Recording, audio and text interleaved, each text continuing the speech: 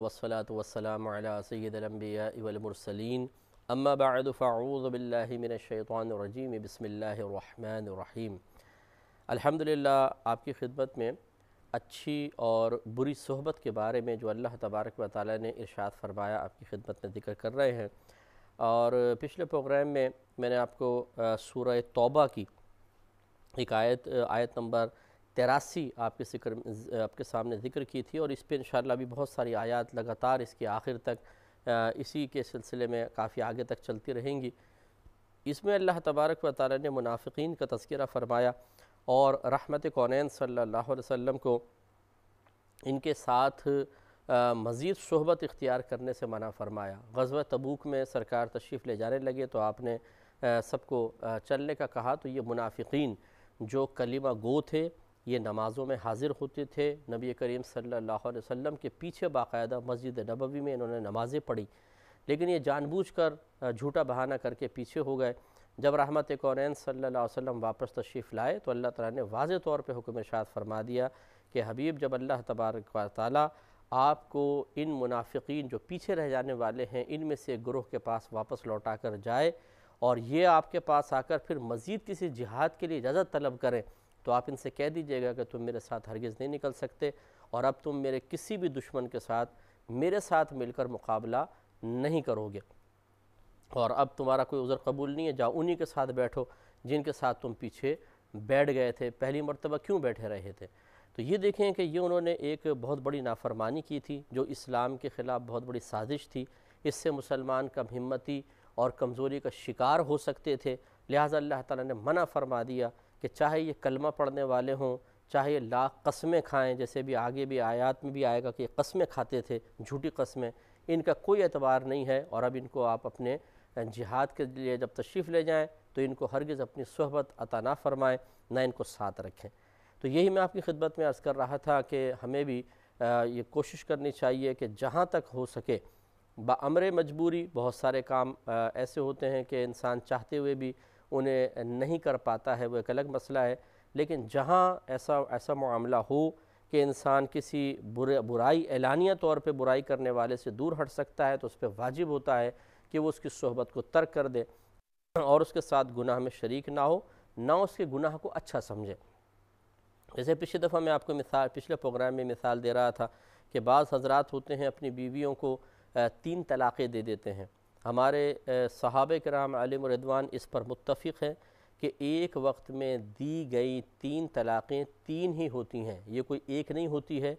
اور اس کے بعد حلالہ ہی ہوتا ہے۔ اسی پر چاروں ائمہ یعنی امام اعظم ابو حنیفہ، امام شافعی، امام مالک، امام احمد بن حنبل رضی اللہ تعالی عنہم متفق ہیں کہ ایک وقت کی 3 طلاقیں 3 ہی ہوتی ہیں، چاہے ایک لفظ سے کوئی 3 طلاقیں دے دے، جیسے یوں کہے کہ میں نے تجھے 3 طلاقیں دی،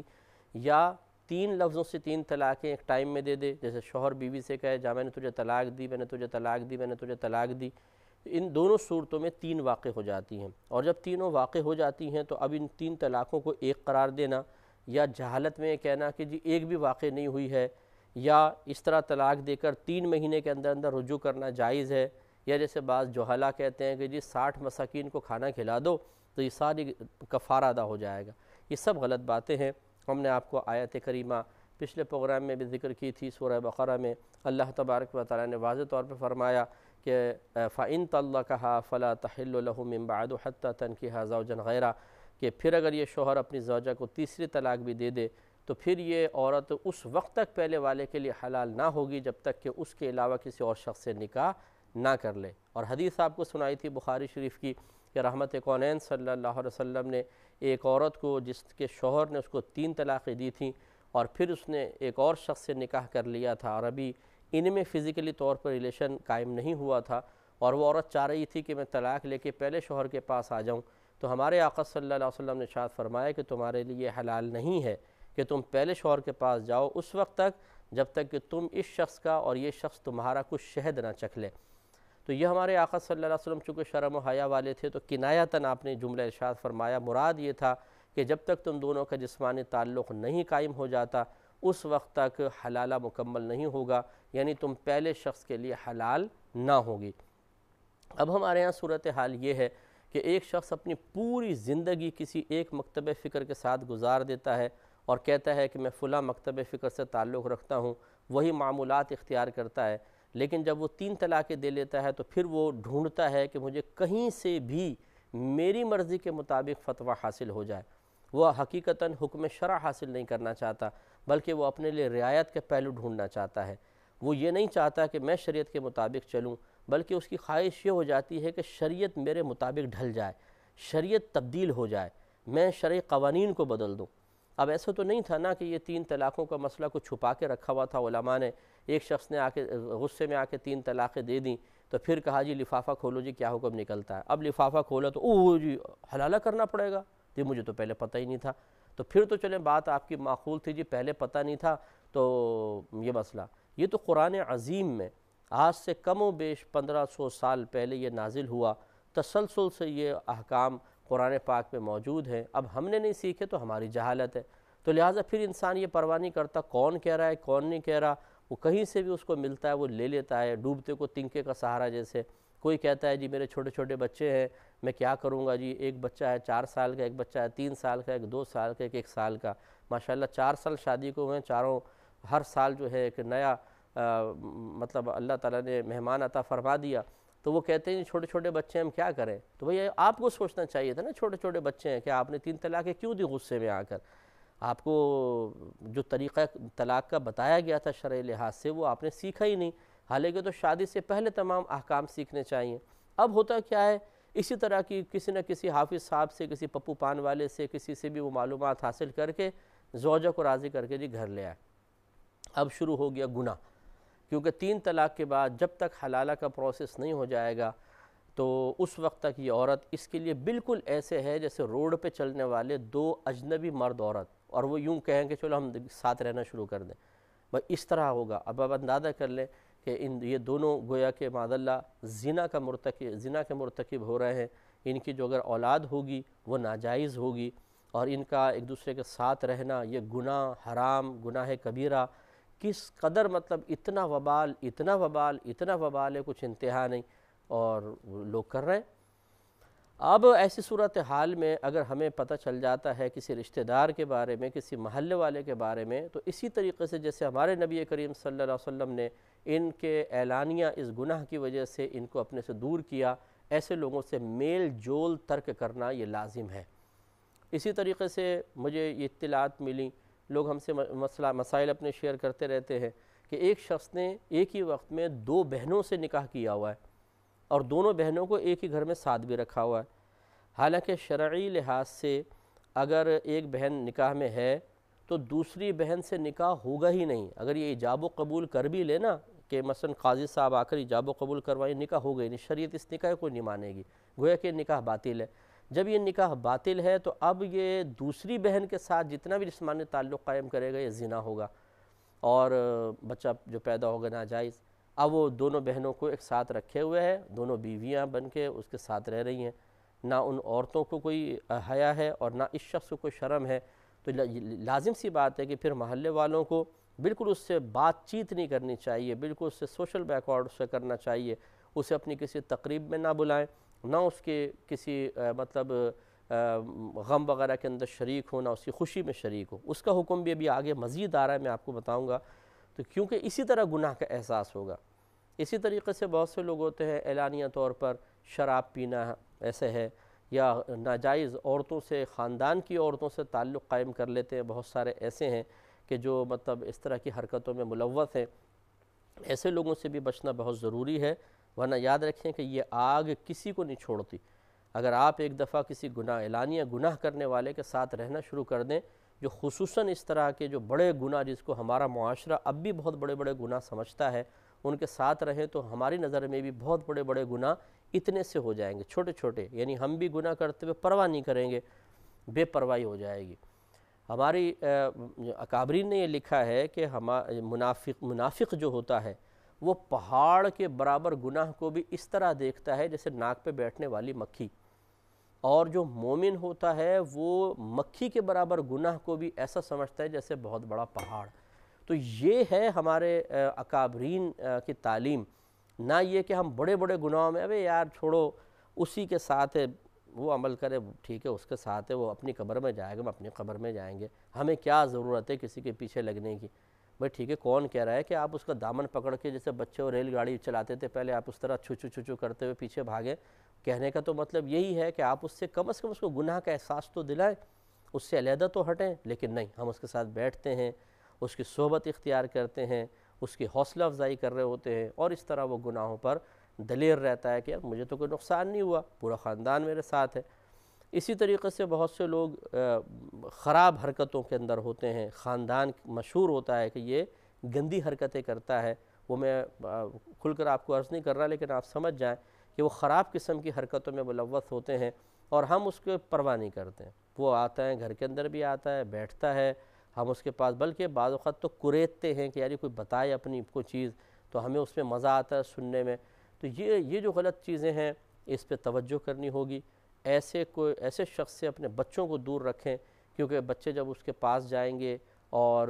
اس کی باتیں سنیں گے یا اس کی صحبت اختیار کریں گے، تو جیسے ایک نیک پرہیزگار شخص کی صحبت کی برکت ہوتی ہے کہ اس کو دیکھتے ہیں تو خدا یاد آتا ہے اور دل چاہتا ہے کہ نیک عمل کریں، گناہوں پر توبہ کریں، کچھ علم سیکھیں، اسی طریقے سے برے آدمی کو خالی آپ دیکھیں گے تو اس سے منفی اثر طاری ہوگا۔ ایک بزرگ کے پاس ایک نوجوان آیا اور اس نے کہا کہ حضور دل عجیب و غریب ہو گیا، مجھے اللہ کا خوف محسوس نہیں ہوتا اور گناہوں سے وحشت نہیں ہوتی آج کل، مجھے پتہ نہیں کیا مسئلہ ہو گیا۔ تو آپ نے کیا ارشاد فرمایا؟ بزرگ نے فرمایا کہ شاید تو نے کسی ایسے شخص کے چہرے پر نگاہ ڈالی ہے جو اللہ سے نہیں ڈرتا ہے، تو اس کی یہ نحوست ہے کہ تیرے دل سے گناہ کی وحشت ختم ہو گئی ہے۔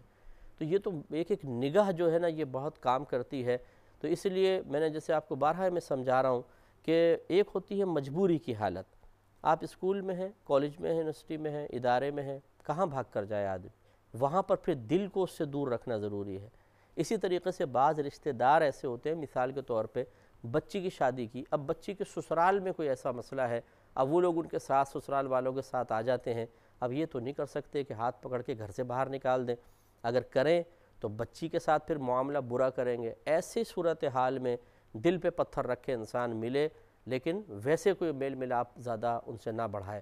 ایسی محلے کے اندر کوئی اگر ہے اور کوئی بہت ہی مجبوری ہے تو ایک الگ بات ہے، ورنہ ان سے علیحدہ ہٹ کر رہیں۔ کوئی اگر زیادہ مجبوری نہیں ہے آپ کی، کوئی شرعی عذر اس میں متحقق نہیں ہوتا، تو پھر بالکل آپ کو ان سے دور رہنا چاہیے۔ اب آگے دیکھیے ذرا اللہ تعالیٰ کیا ارشاد فرما رہا ہے۔ ارشاد فرماتا ہے،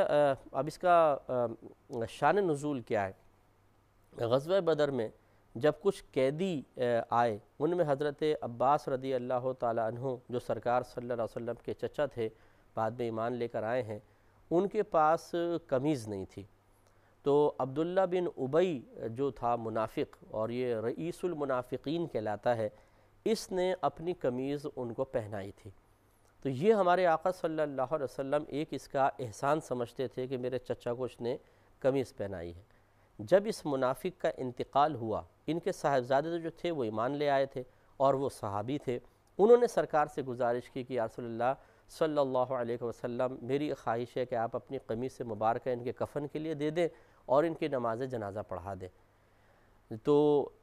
حضرت عمر فاروق رضی اللہ تعالیٰ عنہ نے گزارش کی، رسول اللہ یہ منافق شخص ہے، معروف ہے کہ یہ نفاق کرتا رہا ہے، آپ اس کو اپنی قمیض بھی نہ دیں اور اس کی نماز بھی نہ پڑھائیں۔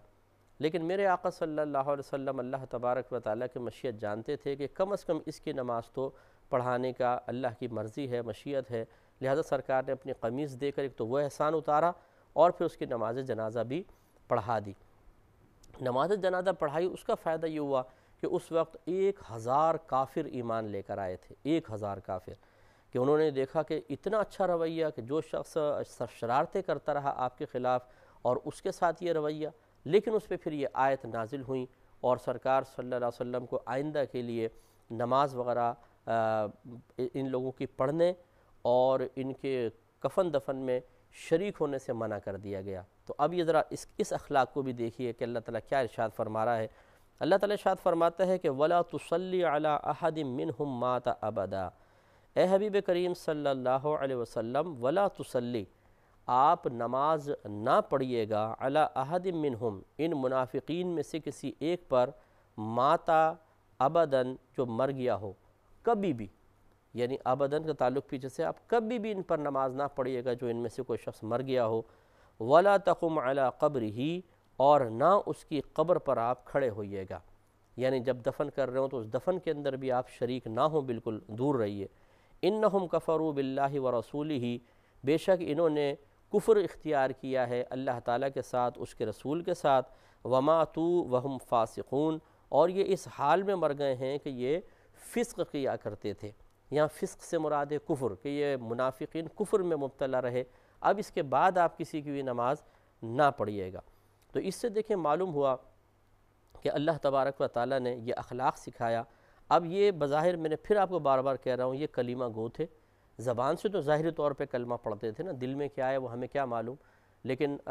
نبی کریم صلی اللہ علیہ وسلم ان کی حرکات کو جانتے تھے. لیکن بہرحال اس وقت تک یہ کلمہ گو تھے، مسجد میں آ کے نمازیں پڑھتے تھے، جہاد میں بھی بعض اوقات شرکت کی ہے. تو اس کے باوجود جب ان کی حرکتیں اسلام کے خلاف تھیں، اسلام کو کمزور کرنے والے تھیں، مسلمانوں کے اندر رخنہ پیدا کرنے والی تھیں، ان کی عادتیں بگاڑنے والی تھیں، تو اللہ تعالیٰ نے منع فرما دیا. اب یہ نہیں دیکھا جائے گا ان کے ظاہر کو کہ جی مسلمان تو ہیں، کلمہ تو پڑھتے ہیں، چلو تھوڑی بہت برائی میں مبتلا تھے، کوئی بات نہیں. نہیں، اپنے نبی کو منع فرمایا کہ آپ ان کی نہ نماز پڑھیں اور نہ ان کے کفن دفن میں آپ شریک ہوں. یہ ہے اخلاق. اور جب غمی میں شریک ہونے کو منع کر دیا تو خوشی میں تو بدرجہ اولیٰ منع ہوگا، کیونکہ اکثر یہی ہوتا ہے کہ انسان خوشی میں نہ بھی شریک ہو، غم میں ضرور شریک ہو جاتا ہے کہ چلو یار غم کا موقع ہے. لیکن جب غم کا موقع منع کر دیا گیا، غم کے موقع میں شرکت کو منع کر دیا گیا، تو پھر خوشی کا موقع میں شرکت تو بدرجہ اولیٰ منع ہوگی. تو اب یہ مطلب اچھا اب جو حکم ہے ہمارے نبی کریم صلی اللہ علیہ وسلم کے واسطے سے، آپ کے ذریعے سے تمام صحابہ کے لیے تھا. اب دیکھیے کہ اگر ایک منافق ہے، اس کا انتقال ہوا ہے اور وہ معروف تھا کہ یہ منافق ہے، تو یقینی سی بات ہے کہ پھر اس کے جتنے بھی رشتہ دار تھے اس حکم کے مطابق نہ نماز پڑھی اس کی اور نہ اس کے جنازے کے اندر شریک ہوئے. تو کیا جو ہمارے ہاں بہت زیادہ سمجھدار لوگ بنتے ہیں، کیا وہ یہ کہہ سکتے ہیں کہ جی انہوں نے غلط کیا، یہ ایک مسلمان کے جنازے میں تو کم از کم شریک ہونا چاہیے تھا، زندگی میں کچھ بھی کرتا رہا، کم از کم مرنے کے بعد تو شریک ہو جاتے؟ نہیں. یہی تو ایک رویہ ہے جس کو ہمیں سمجھنا ہوگا. لیکن میں یہاں پہ ایک توازن والی بات عرض کر دیتا ہوں کہ اس کا فیصلہ عوام نہیں کر سکتی ہے کہ کون برا ہے اور کون صحیح ہے، کون بد مذہب ہے اور کون نہیں. یہ آپ فیصلہ چھوڑیں علماء پر، اپنے ہاتھ میں نہ لیں کہ آپ کسی کو بھی چاہیں گستاخ رسول قرار دے دیں، کسی بھی کو چاہیں منافق قرار دے دیں، اس کے ساتھ ایسا رویہ. اس کے لیے ضروری ہے کہ اس کی حرکات یا اس کے عقائد وغیرہ کسی عالم مفتی صاحب کے سامنے، عالم کے سامنے بیان کریں. ان سے پہلے اچھی طرح تصدیق حاصل ہو جائے، پھر اس رویے کو اختیار کرنے کا حکم ہے. اس پر میں مزید کلام کروں گا انشاءاللہ نیکسٹ پروگرام میں. وآخر دعوانا ان الحمدللہ.